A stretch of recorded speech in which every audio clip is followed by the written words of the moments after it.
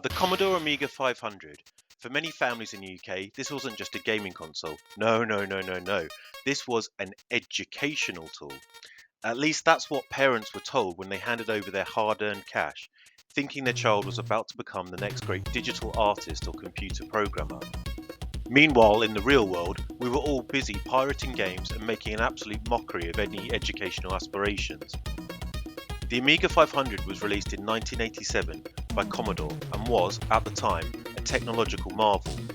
A Motorola 68000 processor, 512 kilobytes of RAM, and the ability to run deluxe paint so your parents wouldn't get suspicious. It was an era when gaming consoles like the NES and Master System were still chugging along with their primitive bleeps and bloops, while the Amiga 500 was out here producing actual music, like real music, not just her robot having a breakdown. The Amiga could do things that just weren't possible anywhere else. I mean, if you heard the soundtracks of Amiga games back then, you'd swear someone had smuggled a full band into your floppy disk drive. Now sure, Deluxe Paint was there to make it all look legitimate, but everyone was actually using Xcopy Pro to make backups of your mate's games. Let's talk about some of the best ones. First up, Monkey Island 1 and 2. This was peak point-and-click adventure, games that made you laugh out loud with a quality of writing that rivaled most comedy of the time. The insult sword fighting is a masterpiece of ingenuity while working in the confines of a game engine.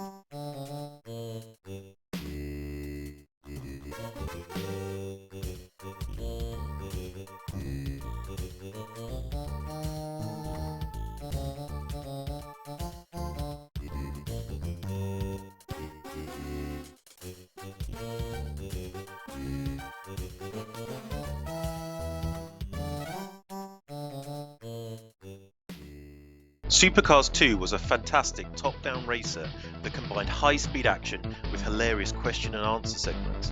Nothing beats tearing up the track and suddenly having to justify your reckless driving in a multiple-choice quiz, a true test of driving and interpersonal skills.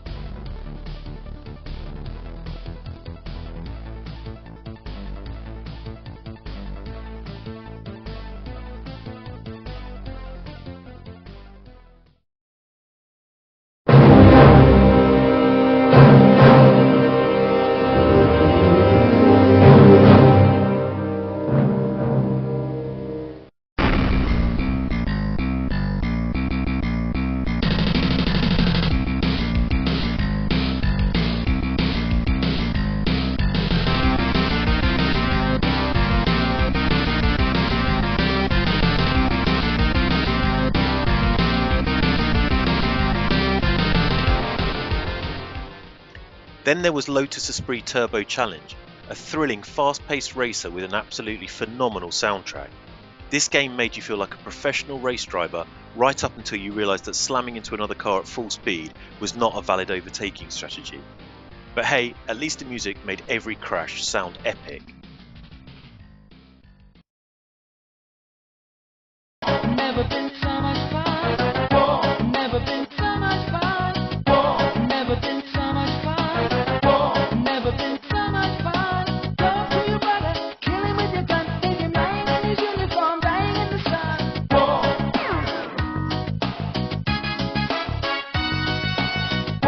Never been so much fun. Never been so much fun. Cannon Fodder, the game that made war look like fun, until you realised that every single soldier had a name and a grave waiting for them when they inevitably met their pixelated demise. War has never been so much fun, they said. Sure, if you were on the winning side.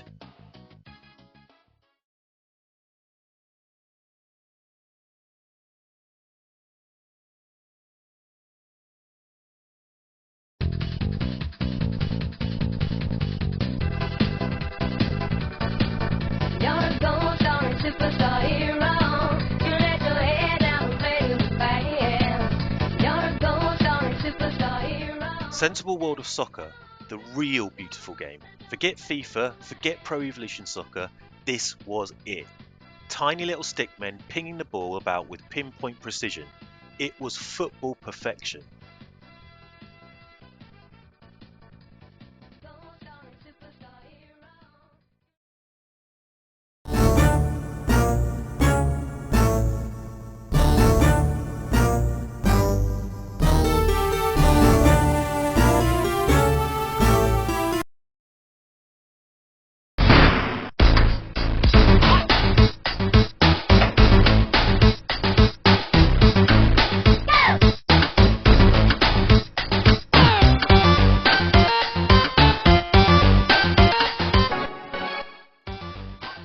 Pinball dreams, pinball fantasies, because sometimes you just wanted to smash a ball around without any consequences. These games made pinball cool until you went to an actual arcade and realised you were completely rubbish at real pinball.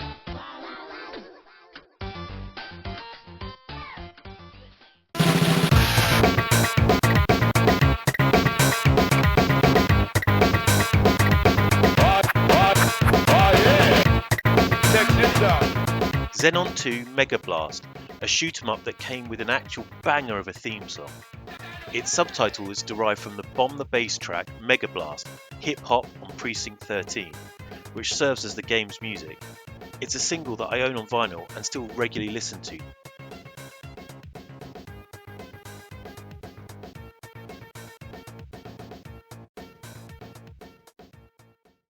Then there was this, The Simpsons, Bart vs the Space Mutants. Now the game itself, kind of frustrating, but the intro, that blew my tiny young mind. It was like watching an actual episode of The Simpsons on a computer. This was the peak of graphical fidelity as far as I was concerned. I mean, sure, today we've got games where you can count the pores on a character's face, but back then, this was cinematic. Wow, man.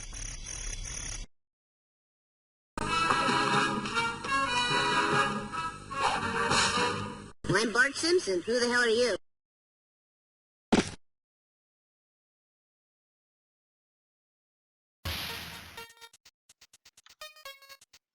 The Amiga 500 was a machine of contradictions, a computer that convinced parents it was for education while secretly running one of the greatest underground gaming scenes of all time. A machine that had graphics that could blow your mind and soundtracks that could blow your speakers. It was a glorious mess of floppy disks, loading screens, and illegal copies of games your mate's older brother had borrowed from somewhere. So yeah, the Amiga 500, the best educational tool I never actually used for education. Till next time, keep gaming, my friends.